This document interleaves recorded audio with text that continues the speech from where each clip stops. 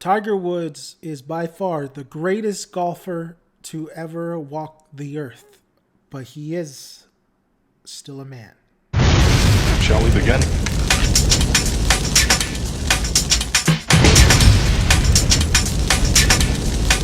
Let's begin. Eldrick Taunt Woods, aka Tiger Woods. I was super interested in this documentary because I've followed Tiger throughout my life because of my grandfather, who I referred to as Papa. And man, I just remember those like weekends, that particular Sunday of him cheering for this man. To me, this man was just overall just an inspiration. This man was a likable, you wanted to root for this man. It never had to do with really race at all. It just happened that my grandpa loved the hell out of this guy because this guy was fierce, competitive, yet he seemed like he had a soft side.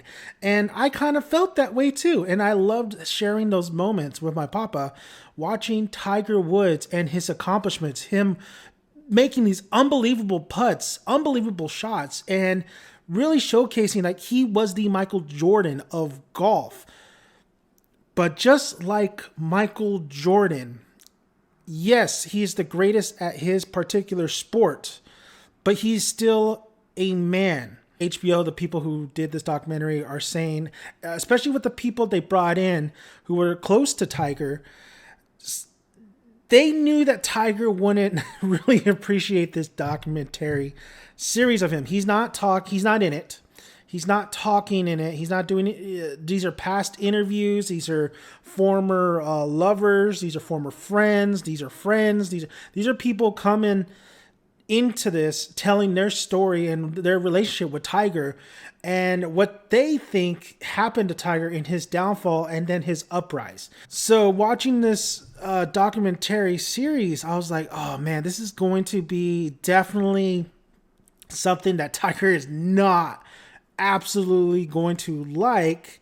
But after watching the 2-part series, I think Tiger should appreciate this, honestly. I think I appreciate this, honestly, because this documentary is not really shining a bad light at Tiger at all. Even though there is moments in the documentary series where I'm like, okay, do you really have to showcase these private moments? Which example is in the documentary series, we meet his kind of like his high school sweetheart. And she showcases a letter that Tiger wrote to her for the breakup. And it had to do with his father, his mother, saying you need to break up with this woman and he's been with her like since high school and going into, I believe, after college. Like he's been with her for a while, and he felt betrayed, this and that. And you could just tell by her reading this letter that it wasn't Tiger's words. It was his parents' words saying, hey, we got to call this right now. So I'm like, okay, that's a personal letter, and it's signed by Tiger, and I didn't really like the thought of like that being aired, because I'm like, come on. I mean, that's between you guys. Of course, maybe you're in this documentary series to maybe gain a little bit of money out of this, but continue to watch this series or continue to watch this documentary, and then seeing what the director wanted to do with this story, and then how he handled a lot of, from beginning to middle to where he is currently. I came away with it knowing more of Tiger Woods, the man, than the golfer. And I appreciated knowing the man more, because the man doesn't have to be perfect. People have faults. People make mistakes. It's how crazy the mistakes are, how bad the mistakes are, and how much you could bounce back, and how genuine you could be to be sorry for those mistakes. And I felt like Tiger was actually very genuine for a lot of the things he's done. And not only that, he got caught with the infidelity, but looking at his early years and how, I couldn't believe, because I knew Tiger Woods, but I didn't know the whole story, and knowing about his relationship with his father and how young Tiger really was in the game. This dude was putting when he was 2 years old. I mean, this guy had a golf club in his hands, and earlier than that. his father, Earl Woods, knew he had something super special, and he grabbed onto that, and he made Tiger practice probably every single day. They really recount how he didn't allow him to do any other sport. And a lot of people felt like Earl Woods was really kind of, yes, they had a very close relationship, but Earl Woods wasn't the nicest man in the world, And we kind of get a glimpse of, Tiger reflecting his father, doing the same things that his father did. And I think, I truly believe, as the people that we are today is what our upbringing has made us. Our parents, what their parenting skills, the things they've done, we've kind of like latched onto, and then we proceed to go forward with it later down the line. Maybe not the same way, but something similar. I love old school music. I've been listening to old school music all my life. I love it today. It's thanks for my mother. I'm a hard worker. When I have to work hard, that's from my father. There's things that we grasp onto when we're growing up from our parents and our upbringing. And I think Tiger's the same way. His father pushed him so much competitiveness. And then even his mother too. His mother was right there along the journey, pushing him to strive to be the greatest. Not be second, not be third, but really putting on, you are going to be the greatest because you have this gift. The good thing is his father believed in him. If you watch a documentary series, you knew right away there was no way you were going to convince Earl Woods that Tiger wasn't going to be number one. We have the NFL, we have Major League Baseball, we have the NBA, but people would go watch Tiger Woods play and dominate. And it was something super magical. I remember a lot of the matches that those early 2000s, him just dominating everybody. Tiger this, Tiger that. Greatness has always a look. Of course, you don't become great unless you showcase your greatness. But they have that look to them. Michael Jordan, tongue out, armband, the shoes, the Air Jordans, the bald head, Tupac Shakur, the bandana, the nose ring, the look, this fashion. Tiger, the hat, the red shirt, the Nike logo, the fist pump. This guy was like, he had the image, but knowing how much it cost him though. We, as the media, the fans, we presumed he was a squeaky clean guy, being married, having kids. We didn't think Tiger could do no wrong. And this documentary shows you that, yes, Tiger has all this money. He's only he was I think he turned pro when he was like 20, 22. This guy has all the money in the world. And if you give anybody all the money in the world and you don't say no to him, to her, whatever, they'll make mistakes. People make mistakes with all this power, especially in a young age and going forward and still being young, even in early 30s or 30, you will still make mistakes. And that's what the documentary kind of really showcases that. I mean, this guy had all in an early age, he just couldn't be himself. And then his high school sweetheart kind of really touched upon this, like about how, Tiger just felt at ease at her house. He felt comfortable. He felt like he could just be himself. The thing that he is himself when he was a golfer and he was on the field. You don't be that competitive. You don't have that heart to win if you weren't yourself. But yet, he couldn't just lay back, crack a beer, say some things without the media hounding on every word he had. And just think of that. All his mistakes is now documented. It's video, it's photos, everything that the media puts out, everything that has been said said about him in either a good light or a dark light. His kids are going to know that. And that's a hard pill to swallow, because I'm pretty sure he's a private guy until it all came out. But knowing that his kids could just turn on the TV, listen to anything, read something and about their dad, and most of it is a negative light to him because of these certain circumstances. And I think that's what the documentary is kind of like showcasing, is that the man is a man. Yes, he made mistakes, but we need to move on from that, and we need to showcase his greatness as well. And they do. Now, I really like them highlighting the relationship between him and Steve Williams. I remember Steve Williams just really when he was caddying for him.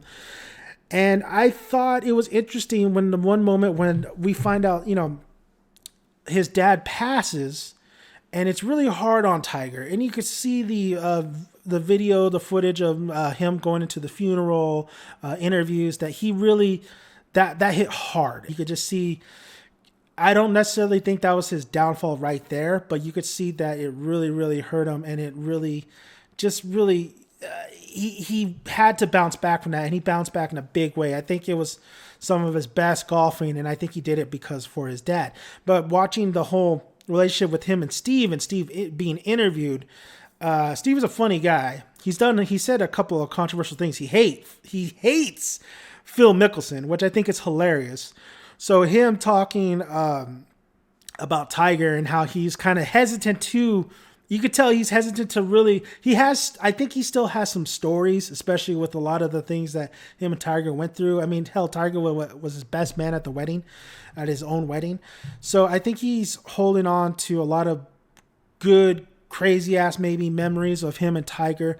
You can see he might be a little bit, he's hurt. He's very hurt that Tiger fired him after this whole debacle of the infidelity and all that stuff. And I felt like Tiger just didn't really trust anybody.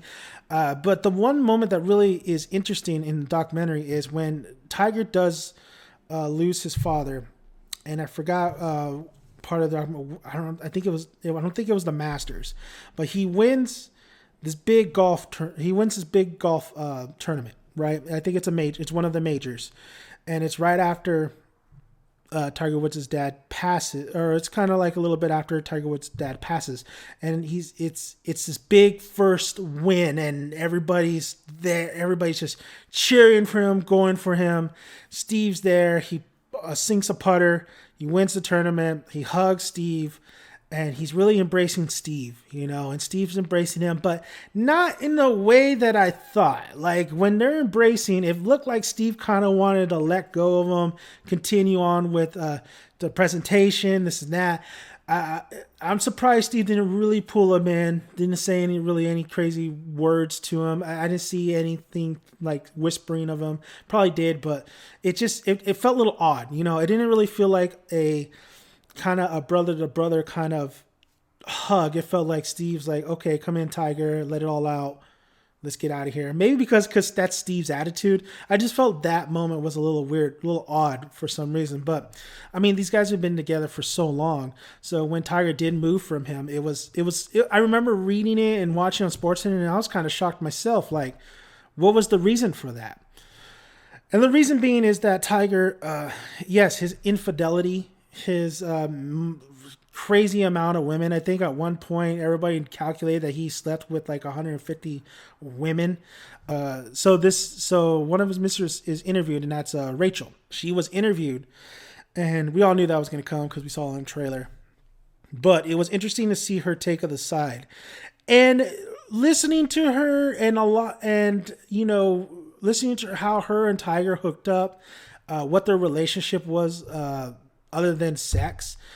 Like, you really could tell that she had Tiger's back. Even though she was in a documentary series, there wasn't really anything too negative actually from Tiger. Tiger was just being a human. Like, he probably felt him and his marriage, him away from all the time. I mean, he has a beautiful wife, he has 2 kids, but for some reason that wasn't enough for Tiger. He wanted more.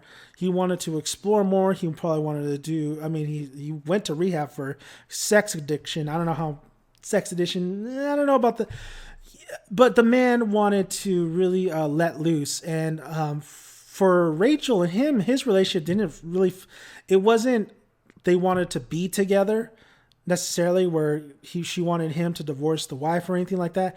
It was more of a connection, and that connection really showcased. I mean, of course they were doing Elaine really dirty, and the media really laid it on Rachel, really laid it on her. But listening to her talk and listening to her describe the relationship between her and Tiger, I mean, it wasn't even malicious, honestly, when she was talking about Tiger. It was really it felt honest. It felt like, listen, yeah, we were bad people. We did this to Elaine. And particularly the story where she said that when the tabloids got the Inquirer, oh my God, the Inquirer, geez, if you talk about villains, these guys pretty much freaking blacklisted Tiger Woods, or just pretty much extorted Tiger Woods, saying, you scratch our back, we will scratch yours, when they knew about an affair previous, but they got him to be in one of the magazines that the Inquirer is pretty much connected to. So it's a crazy story with the Inquirer, especially the guy who they interview. He seems like a sleazy ass guy. When the Inquirer got the story that these two, she was going to see him at a hotel, like they got the story, right? And nobody was paying attention to that story, but Tiger and Rachel actually called Elaine and explained the whole situation, like, this is all lies, we're friends, blah, blah, blah. And then Elaine, knowing she's not an idiot, she knows that something's up.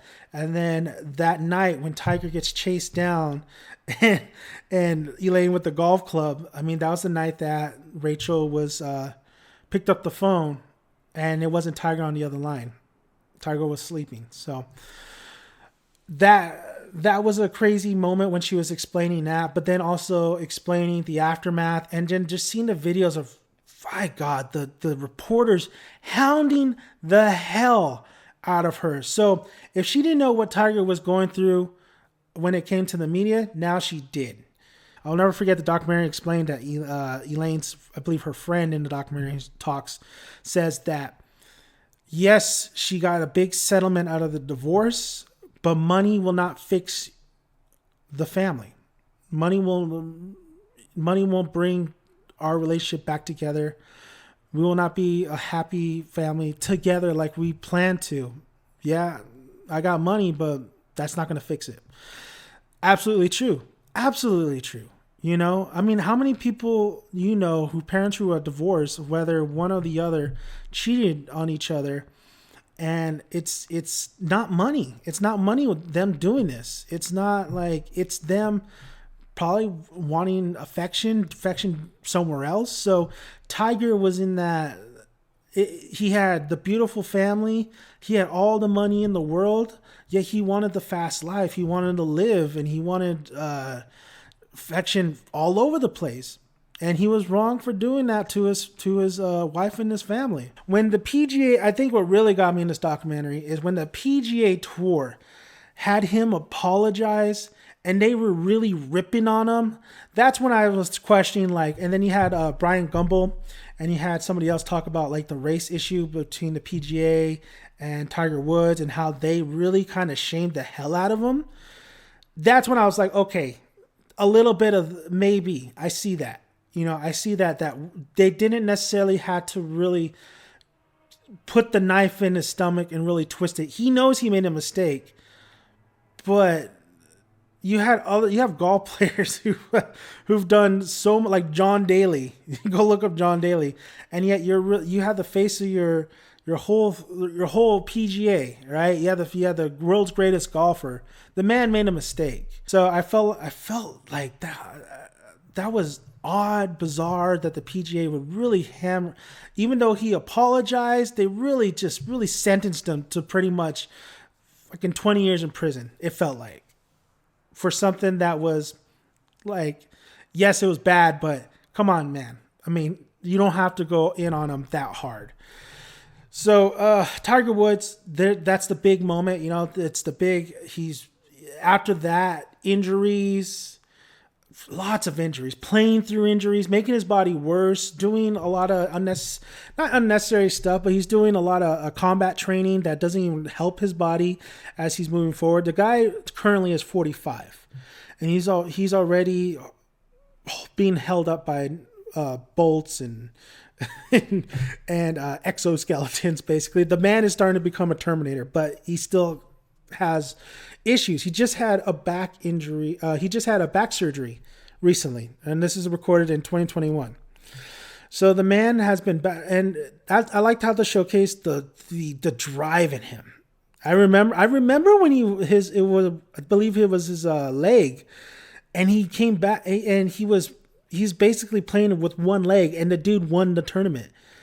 Like, holy shit, this guy is something else. This guy is a Muhammad Ali, is a Michael Jordan, is a Kobe Bryant, is an Allen Iverson. Is this dude is a beast, man. He's a Derek Jeter. This guy had that killer. That guy had that drive, and that's what I like. I like about this documentary of the back and forth. You have the his golf aspect, but then you have his personal life. Great narration too. The narration of putting the Earl Woods narration in the beginning, where we see him talk about his son and how his son is pretty much the god to the golf course. He's letting everybody see how much of a greatness they have, to treat him, to treat him kindly, to treat him with respect. And then you see kind of like when he got taken into custody, for mixing medications, and you see how much drained he was and how tired he was. Even though he was under the influence, I felt like that's him just overall trying to get up in the morning, And but Earl Woods knew what greatness he had, and it felt like Tiger in the beginning just couldn't get away from the grasp of Earl. But then later on in this present time, where his kids are a little bit more grown up, his life is a little, we technically don't know, he's still a private guy, but his life seems a little bit more stable. He has a girlfriend and stuff. His mom is still around. I love seeing the mom too. The mom, you could tell, just really cares. And they tell you that the mom was really, even though she knew Earl had infidelity issues that maybe Tiger just latched onto, she still was a loyal wife. She still was a loyal mother. Like, you could tell that, yes, when Tiger apologized to the public the first time and then went to go hug his mom's like, yeah, you're a dumbass, but I love you, son. You could just feel that. So the documentary, man, the overlap with the speech of Earl Woods talking about his son, and then the events that are going to lead into the documentary, the comeback of Tiger Woods when he wins the 2019 Masters. Oh, amazing. Changing up his game a little bit. He's not the Tiger. I mean, he was really, it was an 11-year freaking, just 10-year, just down. He was just going, he was playing horrible. He'd win a couple tournaments here and there, but then there would be a couple years, I think 2 years or at least 1 year where he didn't win anything. He couldn't do anything. He was always injured. So seeing him win that 2019 Masters, and then building up to that second part, part two, and then seeing him hug his son, and then you see the parallels between him now with his son and when he was with his dad when he won that first big tournament. Magical, man. Very magical. This documentary really painted Tiger in a really good light. I honestly think they did. I think they really nailed it. It really reminded me of The Last Dance, Michael Jordan, but instead of, Michael Jordan and the Bulls, Chicago Bulls were interviewed, Tiger Woods, of course, did not want to participate in this, but I really think they did a hell of a job. I really think they really showcased, yes, this man's a god in a golf course, but, they ended it in such a lighter and good note that this man has been through it all, yet we still root for him. Hell, I root for him. They tell you, before Tiger just was all business, but now it looks like he's actually having fun. He's signing autographs, he's high-fiving, he's smiling, he's joking. He seems like he's just having fun now, and that's what you want. I mean, at this age of Tiger Woods, and then trying to chase Jack, which a lot of people don't believe he can, but then again, you just like, in your heart, you're just like, Tiger can catch up with those majors. I believe in Tiger, and I think a lot of people want to believe in Tiger. That's the beauty of Tiger Woods, is that I don't look at a man with, different kind of cultures outside his skin. I don't care if he's a black man, Asian man, a Mexican man. I don't care. He's a man. He's Tiger Woods. He's the man who brought me and my grandfather together, who rooted for this guy because this guy had a great smile. He had great competitiveness. He had that drive that we all wish we had. And maybe we do have. We just use it in different areas. This is a man who we root for them to win because we generally like the guy. So after watching this documentary and after even following him throughout my life, growing up with him, so to speak, I'm 31, he's 45, but I've seen some of the best, the highs. I saw it when he was at his lowest.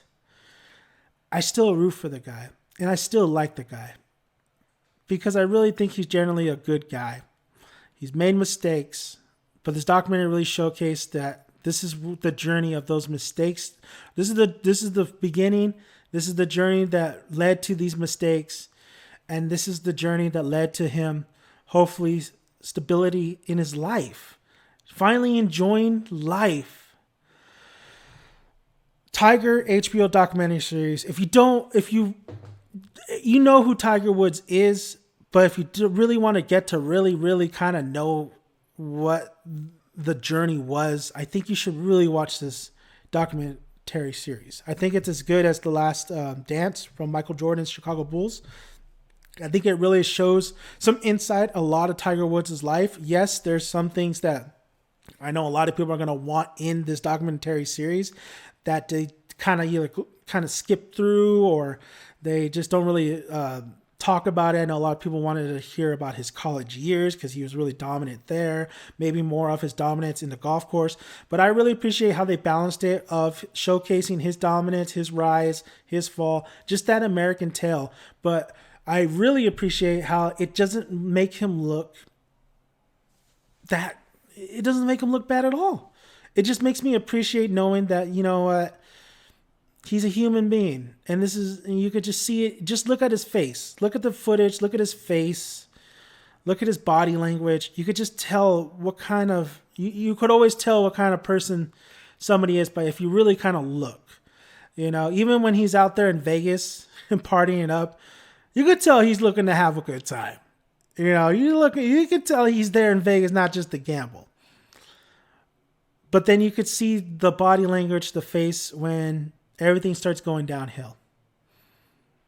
And then the one takeaway I have is you could see his face and his body language when he wins that 2019 Masters and he goes straight for his son. Fantastic. Fantastic documentary series. I definitely give it 5 out of 5. Check it out. It's 2 parts, about, I believe, an hour long each.